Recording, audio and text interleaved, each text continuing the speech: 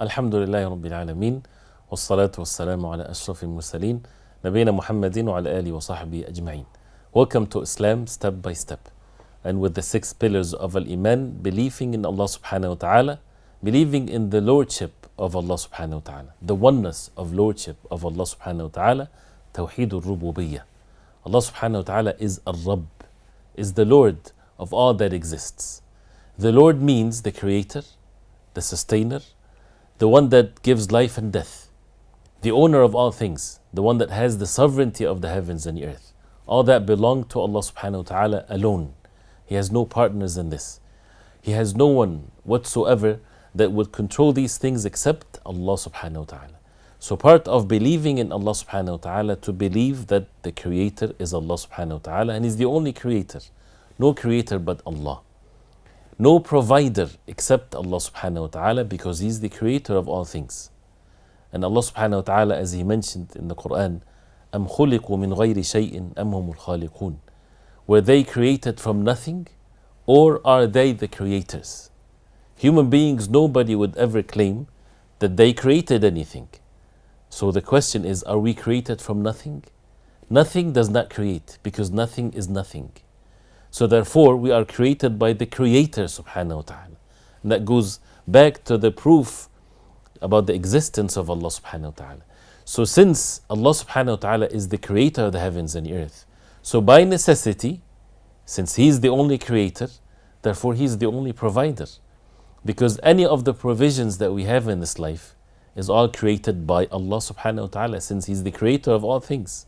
So the food that we eat, the air that we breathe, the health, the life, everything is provisions from Allah subhanahu wa ta'ala, comes from Him alone subhanahu wa ta'ala. When it comes to the ownership of things, we own things. We have ownership in the deen of Islam, and that is to be respected.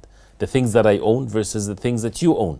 And it's not permissible for me to take something from you without your permission, and so on. But at the end, who's the owner of all things? Allah subhanahu wa ta'ala. That's why even our life is not owned by our own selves. It is not permissible for us to take our life or to kill ourselves. It's not owned by us. It's given to us by Allah subhanahu wa ta'ala. So the owner of all things is Allah subhanahu wa ta'ala. And therefore, He is Al-Malik. He is the one that is the sovereign. He's the owner of all things, and He's the king of all kings.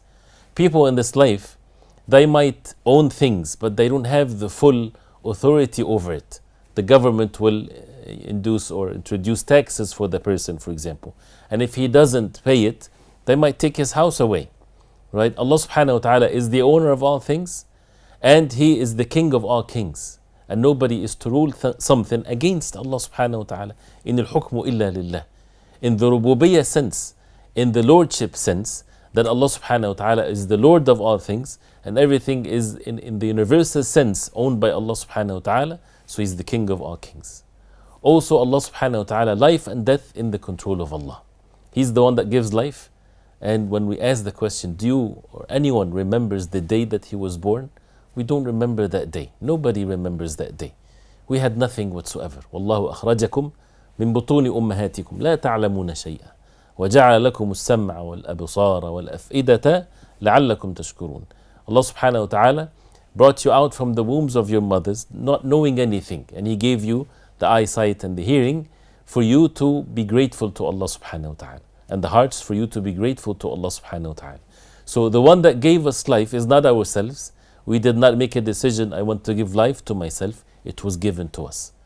The moment of death, if a person decreed for him to die, nobody can prevent that. Even if he's the richest man on the face of earth, even if he's the most stronger man on the face of earth, when the moment of death comes, when Allah subhanahu wa ta'ala decreed that for a person, nobody can push away that from the person. So life and death is all by Allah subhanahu wa ta'ala.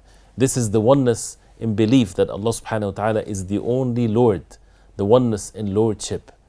Some people, they falsely deviated from the truth. They believe that human beings, they have a say in life and death, or in creation, or in destiny, or in things that only Allah subhanahu wa ta'ala is in control of.